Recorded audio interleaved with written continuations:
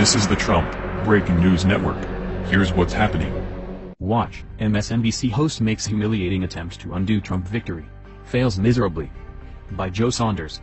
For a mainstream media liberal, desperate times call for desperate measures. And few liberals seem more desperate these days than MSNBC's Andrea Mitchell, who took up valuable airtime during an interview with former Pennsylvania Governor Ed Rendell trying to come up with a way to overturn the will of the American electorate. But the straw Mitchell was grasping at was brittle indeed. Rendell's priceless reaction showed it.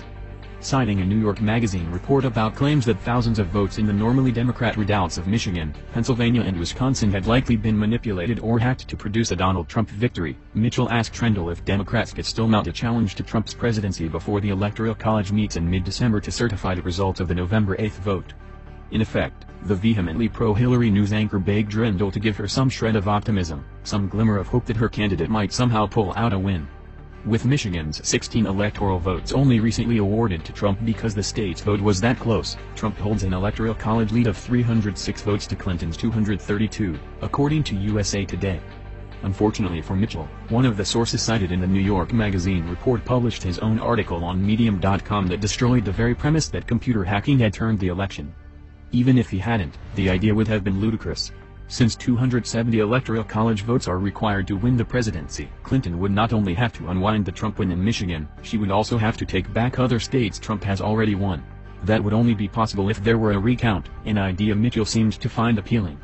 If there were any doubt about the answer Mitchell was looking for, a glance at the wording should make it clear she was teeing the well-known Democrat up for a blast at the results. If you look at the margins, governor, in Pennsylvania, Michigan, and Wisconsin, she would need all three states.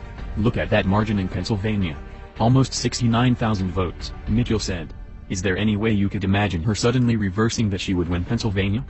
Well, anyway leaves the field pretty wide open for a sympathetic answer, but Rendell didn't bite.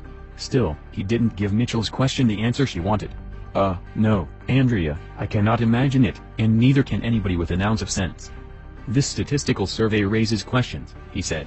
But, boy, it's a real long shot. I wouldn't do an election challenge unless I found in district after district that there was a significant difference between what the actual vote of the machine was and what the reported vote was.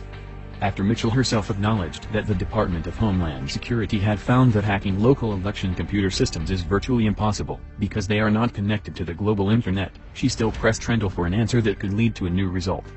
Drawing a picture of the disappointment Hillary supporters felt after Clinton conceded the election by phone to Trump in the early hours of November 9, Mitchell implied the result was more or less forced by an Obama White House that didn't want the election marred by court challenges. And that last part of Rendell's answer is key. Getting the transfer of power between presidencies fast was an essential part of the framers' plans for the country. The initial date of swearing in a new president was March, the earliest the roads could be expected to be passable during the early days of the republic after the winter snows. The 20th Amendment changed the inauguration date to January 20th, as modern means of travel made the presidential transition less dependent on the new president's ability to get to the swearing-in ceremony. The point here is that getting the new government into office fast was something the founders envisioned at the outset of the country, and it's just as important that the new administration be allowed to move into place as quickly as an orderly process allows.